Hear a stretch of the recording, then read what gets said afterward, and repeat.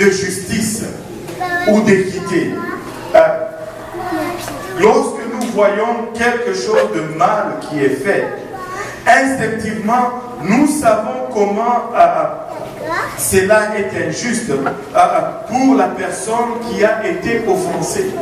Même si nous sommes pécheurs, même si nous sommes nous-mêmes voleurs, nous savons réaliser que lorsque un mal est fait vis-à-vis de quelqu'un, nous savons la peine qu'ils endurent.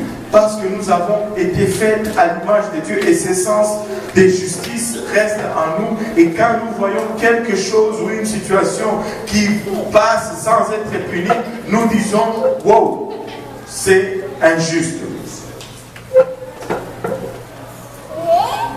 Est-ce qu'il n'y a-t-il pas quelque chose de fondamentalement injuste en laissant l'offenseur aller comme ça, sans conséquence? Et si vraiment le pardon est essentiellement injuste, maintenant, je n'ai pas vraiment besoin de pardonner parce que c'est injuste.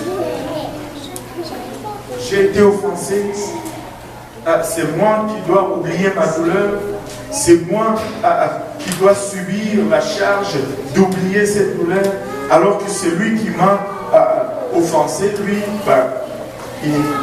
il récolte le bien dans cette histoire. Trop de responsabilités sur moi. Ceux qui offensent les gens s'en tirent trop facilement et on néglige la gravité du péché. Pourquoi alors devrais-je pardonner? Toutes ces objections rationnelles proviennent vraiment d'une mauvaise compréhension du pardon. Si nous réfléchissons dans tout ce sens, même si ça semblait rationnel, même certains d'entre vous commençaient à me regarder avec l'air, je dois retourner me venger de telle soeur ou de tel frère. Non, non, non, ce n'est pas ça. Ça, c'est juste une mécompréhension du pardon qui crée ce genre de raisonnement qui, si on le regarde à la surface, semble logique et qu'on regarde même certains versets semblent appuyer cela. Mais c'est suite à une mécompréhension du pardon ou du concept même du pardon. Avant de définir le mot pardon bibliquement, regardons ce que, essayons de définir vraiment ce que le pardon n'est pas. Et on va définir ce que le pardon est par la suite. Le pardon n'est pas à renier la réalité d'une douleur. Ça, ce n'est pas le pardon. Le pardon ne renie pas la réalité d'une douleur. Quand le Seigneur était sur la croix, il a souffert. Il a prié, Seigneur, éloigne de moi cette coupe. Parce que c'était pénible. Et le péché cause la peine et la douleur. Mais néanmoins, il a dit, pardonne-leur, car ils ne savent pas ce qu'ils font. Le fait qu'il y ait pardon n'a pas enlevé toute douleur ou toute peine. Le pardon n'est pas renier la douleur. Quand tu as offensé quelqu'un, la personne souffre. Que ce soit une petite offense, que ce soit une grande offense, la personne souffre. Il y a de la douleur lorsqu'il y a offense. Le pardon n'est pas laisser aller celui qui a mal agi, s'en tirer sans pénalité. Le pardon n'est pas manque de pénalité ou le pardon n'annule pas punition ou conséquence. J'ai toujours donné l'exemple et je pense que je l'ai donné le mardi, enfin le mercredi à 3 semaines, une fille qui a grandi dans l'église jusqu'à l'âge de 18 ans. Mais à 18 ans, elle s'est dit, je n'ai jamais goûté au monde. Je vais sortir dans le monde, je vais m'amuser et voir combien c'est le fun. Et elle a trouvé que le monde était le fun. Et il y avait beaucoup de plaisir dans le monde. Mais elle a aussi très vite découvert que le plaisir du péché, c'est juste pour une saison. Et très vite, elle s'est retrouvée dans des actes de promiscuité. Elle est tombée enceinte. Et ces garçons qui lui disaient, oh je t'aime, toi et moi, c'est jusqu'à la mort. Ce n'était plus à la mort, c'était jusqu'à la naissance. Et il a disparu. Et lorsqu'il disparaît, elle se retrouve seule avec un bébé.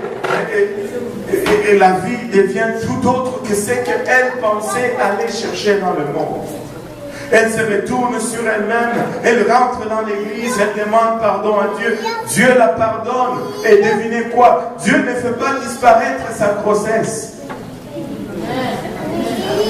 Elle va vivre la conséquence de ce qu'elle a commis comme péché. Elle se retrouve avec un enfant qu'elle va élever maintenant dans des conditions difficiles. Peut-être les études n'ont jamais été complétées et ça devient une vie et une situation monoparentale. Et imaginez quoi? Tout mariage quelconque qu'elle va contracter par la suite va être affecté par le fardeau de cet acte. Parce qu'il y aura toujours un père qui regardera cet enfant pour une raison, pour une autre. Il dira parce que ce n'est pas mon enfant. Dieu a-t-il pardonné? Oui, il a pardonné. Est-ce qu'elle va mourir et aller au ciel? Oui, si elle persévère jusqu'à la fin, elle va mourir et aller au ciel. Mais elle va vivre avec les conséquences de ce qu'elle a fait. Le pardon n'efface pas les conséquences comme ça. Et des fois, parce que nous ne payons pas le prix, nous pensons que la conséquence a été effacée. Il y a plein de choses des fois que nous faisons, même dans la maison de Dieu, nous-mêmes, nous ne subissons pas les conséquences, mais d'autres subissent les conséquences de ce que nous avons fait, même s'il y a pardon. Quand nous péchons, ça cause des douleurs. Ça cause toujours de la douleur et quelqu'un, quelque part, va payer pour cela. Le pardon ne signifie pas blâmer la victime. Ce n'est pas parce que quelqu'un n'est pas capable de pardonner d'un coup qu'on va commencer à dire non, il n'est pas un bon chrétien. Écoute, il y a de ces choses que avant de s'en sortir, tu as besoin d'une bonne dose du Saint-Esprit. Il y a de ces choses que avant de le mettre derrière, tu dois prier jusqu'à ce que Dieu lui-même te touche afin que tu puisses arriver à vaincre ces choses. Ne regardez pas quelqu'un qui a été offensé et qui est en train de lutter pour se défaire de cette situation, pour se défaire du fardeau de la douleur comme quelqu'un de moins spirituel que quiconque. Amen. Il y en a qui portent des fardeaux lourds parmi nous, des offenses qui même remontent à des temps anciens. Des offenses profondes. Et écoutez, je suis arrivé à une conclusion. À chaque jeune ou à chaque enfant que j'ai observé et qui avait des problèmes de comportement, en arrière de cela, il y a toujours des blessures. J'étais dans une étude biblique avec une jeune fille. Et là, avant même qu'on commence, le Saint-Esprit me pousse à parler d'autre chose. Avant même qu'on ouvre la Bible, j'ai dit, mais c'est venu comme ça. Je me pose cette question, qu'est-ce que ça veut dire? Quand on te dit Dieu, qu'est-ce que cela signifie pour toi? Et la pauvre, elle était là, elle dit, mais je n'ai jamais pensé à cette question. J'ai dit, je vais t'aider un peu. Quand on te dit Dieu, à quoi est-ce que tu penses? Est-ce que tu penses à un boss en train de faire travailler ses serviteurs? Tu penses à un policier en train de surveiller les gens s'ils vont commettre une infraction? Ou tu penses à un père en train de prendre soin de ses enfants? Et puis la personne me dit, waouh, je n'ai jamais pensé dans ces termes-là.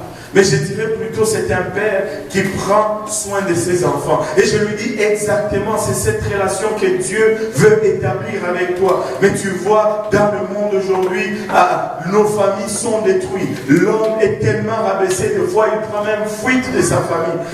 Et les gens n'ont plus de modèle sur quoi ils vont former cette relation avec leur Père Céleste, d'où le chaos que nous voyons. Et cette personne a commencé à me regarder avec des larmes qui coulaient dans les yeux, me disant, j'ai grandi sans mon Père. Et là, Dieu a commencé à travailler dans son cœur. Tu dois pardonner.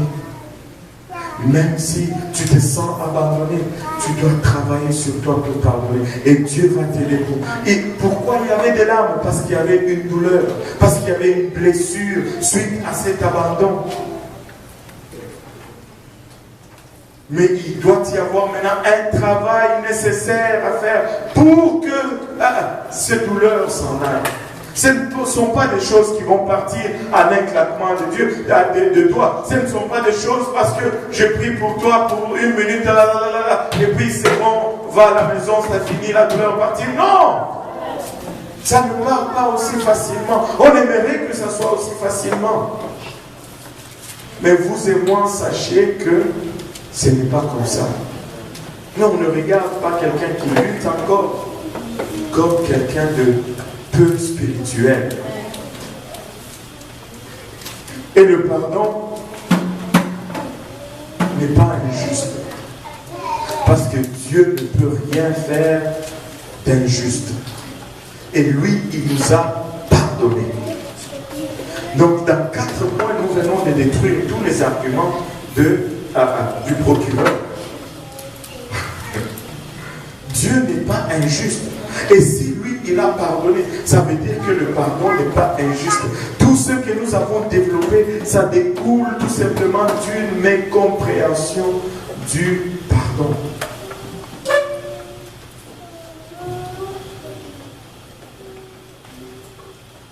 Romains 9, 14.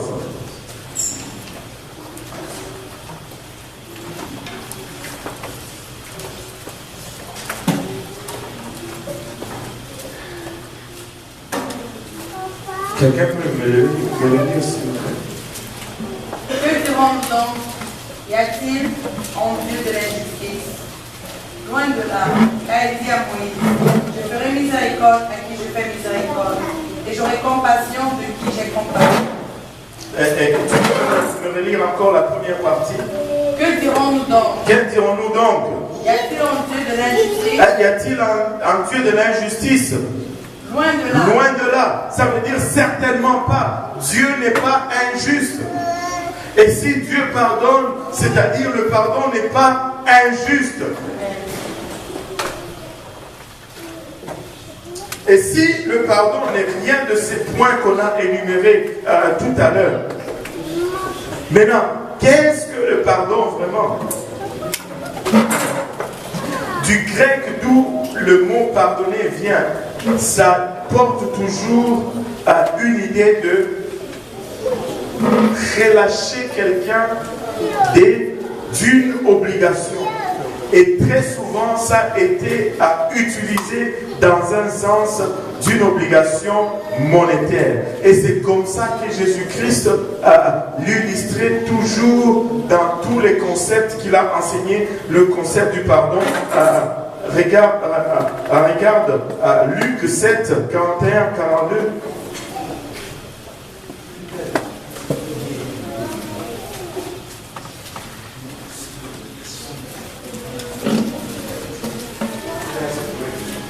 Un créancier avait 2 débiteurs. L'un devait 500 deniers et l'autre 50. Comme ils n'avaient pas de quoi payer, il leur remit à tous deux leur dette. Lequel aimera le plus? Simon répondit, celui, je pense, auquel il a plus remis. Jésus lui dit, tu as bien jugé. Puis, se tournant vers la femme, il dit à Simon, vois-tu cette femme? Je suis entré dans ta maison, tu ne m'as point donné d'eau pour laver mes pieds, mais elle les a mouillés de ses larmes, et elle les a essuyés avec ses cheveux. Tu ne m'as point donné de baiser, mais elle, depuis que je suis... Attends, je vais aller un peu trop loin là. Tu peux juste lire les deux versets 41, 42, relis-le pour nous. Créancier avec 2 débiteurs. L'un devait 500 deniers et l'autre 50. Comme il n'avait pas de quoi payer, il leur remit à tous deux leur dette. Lequel aimera le plus? Wow. Lequel l'aimera le plus? Lequel l'aimera le plus? Et voyez, la question de l'argent qui a été choisie ici, ce n'est pas juste une fiction. Jésus nous met dans une situation où il y a un créancier et comment on appelle l'autre? Le débiteur. Celui qui doit payer au fond. Mais ce n'est pas que l'argent est fictif ici. Ce n'est pas que l'argent est fictif. Il y a une dette réelle. Il y en a un qui doit 500 deniers et l'autre 50 deniers. Mais la seule chose qui est égale dans les deux situations, c'est qu'il y a incapacité de payer. Il y a incapacité de payer. Cela ne veut pas dire que rien n'est fait. Quelqu'un va encaisser la perte. Parce qu'il y a incapacité de payer.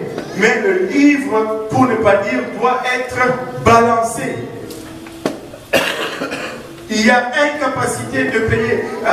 Le créancier a choisi de relâcher. Il a choisi de relâcher les deux débiteurs de leurs obligations. Et l'argent qu'il devait n'était pas juste une imagination. Il subit des pertes réelles. Le créancier subit une perte réelle. Tu ne peux pas aller taper sur le dos et lui dire, ben, tu n'as rien perdu. Il vient de perdre 550 deniers dans l'histoire. Quelqu'un a payé le prix. Amen. Maintenant, il a... Et si nous regardons les deux, il y a une obligation légale d'être payé. Et il était au fond la partie innocente. Parce que c'est lui qui a subi la perte. Il avait le droit d'être repayé. Et il était au fond le perdant ou celui qui a été offensé dans la situation. Et les débiteurs avaient le droit légal aussi de payer cette dette. Et selon la loi de la comptabilité, si le débiteur ne paye pas le créancier, on a des livres qui sont débalancés. Mais pour balancer les livres, seul le créancier qui a le pouvoir de relâcher le paiement peut causer que la balance soit faite. S'il y a déficit de débiteur, le débiteur est incapable de payer. Si on garde cette situation comme ça, les livres vont être toujours déséquilibrés. Et seul le débiteur, plutôt le créancier, a le pouvoir de balancer le livre. Et qu'est-ce que cela nous dit? Cela est en train de nous dire que quelqu'un va toujours payer. Peut-être que ça ne me coûte rien. Mais peut-être frère Luc va devoir payer. Parce que l'offense crée toujours une obligation qui doit être satisfaite. Il n'y a rien qui se passe pour rien. Si tu as créé une offense, il y a une obligation qui va être satisfaite. Ça va être soit par l'offenseur, ça doit être soit par l'offensé, mais il y a une obligation qui, si nous n'exerçons pas le pardon, nous allons vivre dans un déficit. Et si nous vivons dans ce déficit comme personne, nous allons voir la main de Dieu se retirer de nous. Mais si nous comblons cette déficit, si nous comblons cette brèche, la main de Dieu va toujours être sur nous en train de faire le travail. J'avais une autre illustration, mais je pense que ça va être trop long. Il est déjà à 21h25. Mais retenons pour ces 4 choses pour ce soir. Le pardon ne renie pas la douleur. Quand quelqu'un est offensé, il y a douleur. Peu importe la grandeur de l'offense, il y a douleur. Ne regardez pas la personne qui a été offensée comme étant une personne non spirituelle. Le pardon n'est pas laisser l'offenseur aller sans rien. Ça, ce n'est pas le pardon, parce que vous n'allez rendre service à personne. Le pardon n'est pas non plus blâmer la victime. Arrêtez de blâmer la victime. Mais il y a de ces gens qui veulent jouer la victime, on ne parle pas de cela. Il y a des gens qui vont tourner toute situation en une sorte de victime pour eux. Non, on ne parle pas de cela. Mais quelqu'un qui a été offensé est victime et n'a pas besoin d'être blâmé, a plutôt besoin d'être encouragé. Et le pardon n'est pas injuste. Quand tu pardonnes, ce n'est pas une injustice qui est commise de ta part. Tu n'es pas en train de subir une injustice. Au fond, c'est toi qui as l'autorité et tu es en train de relâcher. Relâcher. Parce que tu ne peux pas, on ne peut pas forcer quelqu'un à pardonner. Peu importe combien tu peux venir et dire pardonne, pardonne, pardonne, sinon il n'y aura pas de pardon. Parce que j'ai l'autorité sur le pardon et il faut que je le relâche. Et quand tu relâches, Dieu aussi relâche. Quand tu relâches, Dieu aussi relâche. Le pardon n'est pas une injustice. Le pardon est l'exercice de mon autorité de relâcher. Et nous allons apprendre à exercer cette autorité de relâcher. Nous devons être des gens qui aiment exercer cette autorité de relâcher. Regarde ton voisin, dis-lui, tu peux relâcher. Alléluia. Regarde ton voisin, dis-lui, tu peux relâcher. Et on va se lever tous ensemble et on va relâcher ensemble.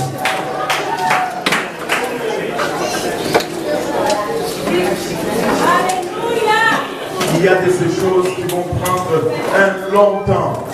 Mais si nous ne relâchons pas, ça va même affecter notre habilité de fonctionner dans la société. Ça va affecter notre habilité à fonctionner dans la société et ça va entraver la main de Dieu dans notre vie. La séance prochaine, nous allons voir 4 raisons pourquoi je devrais pardonner. 4 raisons pourquoi je devrais pardonner. Oh, alléluia. Prions tous ensemble. Seigneur Jésus-Christ, nous te rendons grâce éternelle de ta présence, de ta bonté et de ta miséricorde, Papa. Toi qui établis devant nous, Seigneur Jésus-Christ, un exemple si clair, Papa, et si profond. Nous te prions, Père, malgré nos limites, que tu nous élèves. Toi, dans cette autre dimension, nous commençons à saisir ce que tu es venu établir devant nous, Seigneur. Toi, que tu nous apprennes à exercer cette autorité, Seigneur, de relâcher, Papa. Nous voulons apprendre à relâcher, Seigneur. Nous reconnaissons qu'il y a un prix qui doit être payé, Seigneur, lorsqu'il y a une offense. Papa, mais si ce prix va dépendre de notre Papa, il a bâché sa mesure, nous voulons apprendre à relâcher aujourd'hui. Si nous sommes ceux qui sont appelés à fixer ce prix, Seigneur, Papa, aide-nous à réaliser que nous devons relâcher, nous devons apprendre à relâcher. Oh, Père, parmi nous des gens, Seigneur, Papa, nous avons été offensés pensée, papa, peut-être en temps lointain, Seigneur, nous avons porté, papa, ce fardeau durant des années. Mais apprends-nous aujourd'hui à relâcher, Seigneur, devenir fonctionnel et atteindre vraiment le potentiel que tu as en nous, Seigneur. Pour ton œuvre, que notre manque de pardon ne vienne pas entraver, papa, le plan que tu as pour nous, papa, en ce temps de la fin, Seigneur. Aide-nous tous ensemble, Seigneur Jésus-Christ. Aide-nous à être des encourageurs, Seigneur. Aide-nous, papa, à être des pardonneurs, Seigneur. Comme nous avons reçu ton pardon, Seigneur Jésus-Christ, que nous puissions le donner, Seigneur Jésus-Christ, aussi de la même façon, Seigneur. Aide-nous à ne pas mélanger, papa, les conceptions mondaines du pardon avec tes conceptions à toi, Seigneur Jésus-Christ, pardon, afin que ce pardon, lorsqu'il est relâché, porte vraiment le fruit, papa, et qui nous amène tous à être, papa, plus davantage. Aide-nous, Seigneur Jésus-Christ, pour le restant de la soirée. Garde-nous, Seigneur, sur notre chemin de retour. Papa, et bénis chacun de nous ici présents, Seigneur Jésus-Christ. Et garde-nous jusqu'à ce que nous nous rencontrons. Et avec action de grâce dans nos cœurs, nous te prions. Au nom de Jésus, nous disons tous au nom de Jésus. Alléluia. Nous disons tous ensemble, Dieu relâche.